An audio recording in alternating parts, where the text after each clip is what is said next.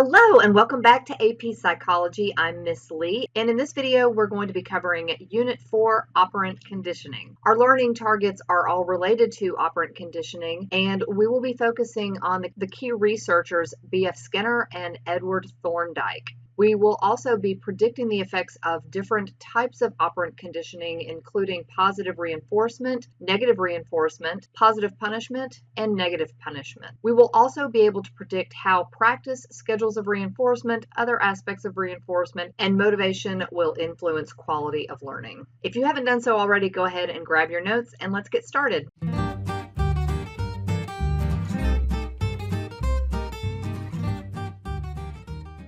All right, so first let's talk about what the difference between classical conditioning that we've covered and operant conditioning are. In classical conditioning, you form an association between two stimuli.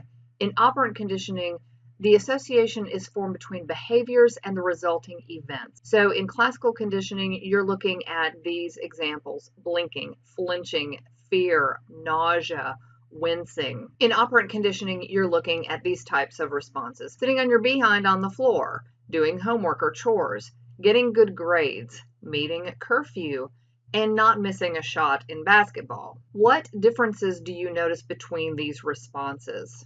I want you to think about that for just a moment, because it is key to remembering the differences between classical and operant conditioning. I hope you said that there was a decision to be made in operant conditioning, and classical conditioning is really going to result in a reflexive behavior. So you have to start out when you're talking about operant conditioning with E.L. Thorndike. This is the idea of a law of effect. In the law of effect, responses that produce desirable results will be learned or stamped into the organism. They're going to be repeated. And what Thorndike found was that hungry cats in a puzzle box would work diligently to solve the puzzle by trial and error to obtain the food reward outside the box. Gradually, on succeeding trials, erroneous responses were eliminated. They didn't continue, and effective responses were stamped in. And this is kind of what Thorndike's puzzle box looked like. Moving on from Thorndike, you have B.F. Skinner, arguably one of the most famous psychologists in history. And what Skinner did was he used Thorndike's law of effect as a starting point. He then developed the operant chamber, or the Skinner box, to study operant conditioning. And if you look at your screen down in the left-hand corner, you can see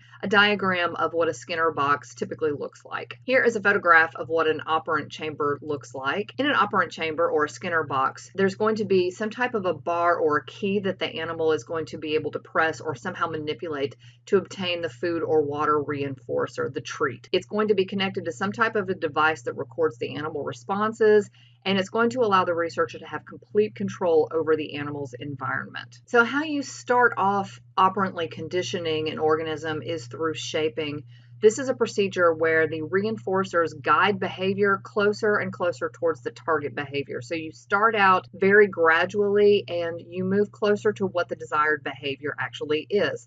And this is going to be done through successive or continuous approximations. You're going to get closer and closer and closer. So an example of this would be training your dog to retrieve the newspaper at the end of your driveway by reinforcing it in small baby step accomplishments. Here's a quote from B.F. Skinner. "We first give the bird food when it turns slightly in the direction of the spot from any part of the cage. This increases the frequency of such behavior.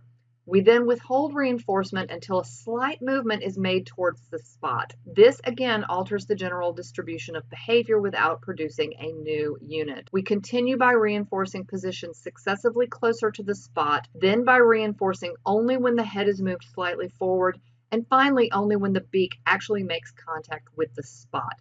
So in this quote, B.F. Skinner is actually describing how he would shape a pigeon's behavior. There are different types of reinforcers. A reinforcer is basically any event that strengthens the behavior it follows. So in the picture you see on your screen, there is a heat lamp positively reinforcing a meerkat's behavior in the cold. It's going to shape the behavior. And there are a couple of different types. First, you have a primary reinforcer. This is innately a reinforcing stimulus, and it usually satisfies kind of your basic needs like food or drink. A lot of the time when you're talking about conditioning humans, you are talking about secondary reinforcers. It's learned. It gets its reinforcing power through its association with the primary reinforcer. So for example, good grades could lead to being taken out for ice cream. You could get praise, which makes you feel good inside, smiles of approval and applause. You might get a paycheck. You can't eat a paycheck, but you can buy a burger with a paycheck. Am I right? There are immediate reinforcers and delayed gratification reinforcers. Immediate reinforcers are a reinforcer that occurs closely to a behavior in time.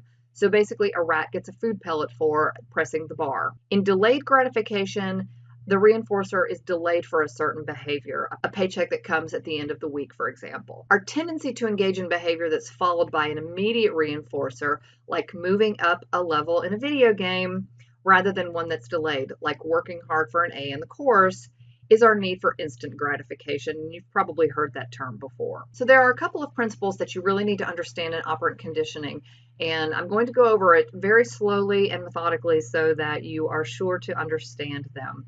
You have reinforcers and punishers, or reinforcement and punishment. A reinforcement is anything that's going to increase the behavior. A punishment is going to decrease the behavior. And when you're trying to figure out if something is a reinforcement or a punishment, you have to figure out first if you are trying to increase the behavior or decrease the behavior. You also have whether the reinforcer or punishment is positive or negative. Now, positive does not mean good and negative does not mean bad. Positive is adding a stimulus or a consequence. Negative is taking away the stimulus or consequence. It's just like math. All right, so let's talk about reinforcement. You have positive and negative reinforcement. In positive reinforcement, you see an increase in response by adding or giving a positive stimulus. So think about what you would need to add in order to increase the behavior. So there are two parts that you're looking at here. Some examples could be getting $5 for each A on your report card. That would be nice. Or giving candy for every right answer in class. When you're thinking about negative reinforcement, it's going to increase in response by removing an aversive or a negative, unattractive, unappealing stimulus. What would you need to have taken away in order to increase the behavior? So taking an aspirin to relieve a headache, faking an illness to avoid going to school, using an umbrella to keep from getting wet. So you're increasing the behavior by taking something that you don't like away. You increase the use of an umbrella because you are taking away getting wet. So let me ask you this, would this work? Your mom wants you to clean your room more often. She plans to negatively reinforce you once you clean it. So when you finally clean your room, she says, "Great job, honey. Now I will take away your car keys." Would that increase your behavior of cleaning your room? Probably not. What could she take away that would increase your cleaning your room? She could take away chores. She could take away an early bedtime. So these are things that you would take away that you don't like that would increase a behavior. Would this work? Your teacher wants you to complete your homework. He plans to positively reinforce you once you do. When you do your homework, he says, "Great job. Now you have an additional hour of homework as your reward." Would that increase your behavior? Probably not. But what could he add that would increase your homework completion? Maybe extra credit or a nice call home to your folks. These are things that you could positively reinforce behavior with. You're adding something to increase a behavior. So you may need to kind of hop down to the bottom of the next page in your notes, and we'll come back to the stuff at the top. But continuing on with this idea of positive and negative reinforcement and punishment, let's talk about punishment. In positive punishment, you are decreasing the response by adding or giving an aversive negative stimulus, something you don't like. So what would you need to have added in order to decrease your behavior? Think about that. Maybe a spanking, maybe a parking ticket, maybe a call home from the principal. So there are things, you're adding something to decrease the behavior. You don't want to have it anymore. In negative punishment, you are decreasing the response by removing a positive stimulus. So it's basically called omission training. What kinds of things would need to be taken away in order to decrease behavior? Maybe your driver's license is revoked. Maybe you get a timeout or being grounded. Basically the removal of privileges. All right, so let's go to some scenarios. Would this work? Your dad wants you to stop yelling at your sister. He plans to negatively punish your yelling. When you yell at her, he says, "That's it. I'm taking away your chores for a week." No. That would not decrease the behavior of yelling at your sister. In fact, it's going to probably increase it, right? So what could he take away that would decrease your yelling? Car keys, your cell phone, things that you like, right? What about this scenario? Your principal wants students to stop misbehaving at lunch. She plans to positively punish students when they misbehave. When a student acts up, she says, "That's it, I'm giving you a lollipop." Would that decrease the misbehavior? Probably not. What could she add that would decrease the misbehavior? Maybe it's a write-up. Maybe it's a day of in-school suspension. So you're adding something in order to decrease the behavior. All right, so let's talk about punishment. Sometimes there may be some justification for occasional punishment, but unfortunately, it usually leads to negative effects. This is what we know from years and years of research. Punishment can result in unwanted fears. It really doesn't give you any information about what's going on. It can justify pain to other people. The unwanted behaviors usually reappear in the absence of punishment. And that kind of goes back to it conveys no information to the organism. There could be aggression towards the agent or aggression seen as okay or right, like it's justified. And one unwanted behavior can appear in the place of another. It can be replaced with something as undesirable or maybe more undesirable. Okay, so let's go back to reinforcement for just a moment. We're going to talk about reinforcement schedules. Do not be scared. We're going to get through this. The easiest one to remember is continuous reinforcement. So this is reinforcing the desired response every single time it occurs. And this needs to be used when the initial learning is taking place. When you are starting the shaping, you are reinforcing everything that's even remotely close to what you want to see in behavior. So you have continuous, and then you have partial or intermittent reinforcement. This is reinforcing a response only part of the time. And although partial reinforcement results in slower acquisition in the beginning, it shows greater resistance to extinction later on. So it may take a little bit longer for the organism to learn the behavior or be operantly conditioned, but it is more resistant to going away. So when you're trying to intentionally train something, a dog or a kid, then you would want to start out with a continuous reinforcement and then move pretty quickly to a partial or an intermittent reinforcement schedule. And you have a couple of different kinds. You have ratio, which is the number of times desired behavior is performed. So it's dependent on how many times the person or the animal does the thing.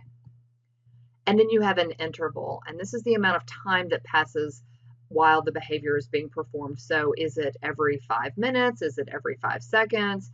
It is based on time. All right, so you have a fixed or a variable ratio or interval. Don't freak out. Fixed just means that it is set. We know what it's going to be. This is only after a specific number of responses. So you get paid for a specific number of things. You get paid per bag of leaves you rake up. This is also like reward cards. You buy 10 little bundt cakes and you get one free. Not that that is me at all. I don't know what that even is. The variable ratio it's a response after an unpredictable number of responses. And this produces more responding than any other method, and it's the hardest to extinguish because of its unpredictability. And the best example of that is going to be gambling. You never know when you're going to win. You never know when you're going to stumble across the perfect slot pull. You never know. And so that is a variable ratio. It's going to be based on an unpredictable number of tries. You just don't know. So then you have interval training. You've got fixed interval, which is only after a specific time has elapsed. So studying for a test the night before or getting paid every 2 weeks. You know it's coming. You know exactly when it's coming. And then you've got a variable interval. This is going to be reinforcement at unpredictable time intervals. So it's going to produce slow but steady responding. So pop quizzes or fishing or stargazing and watching for a meteor. So take a look at these different types of reinforcement and compare and contrast what you think is going to last longer across time and which is going to elicit the most responses. And that is it for operant conditioning. In our next video, which will be the last video in this series, we're going to be talking about observational learning. I can't wait to see you then. Bye for now.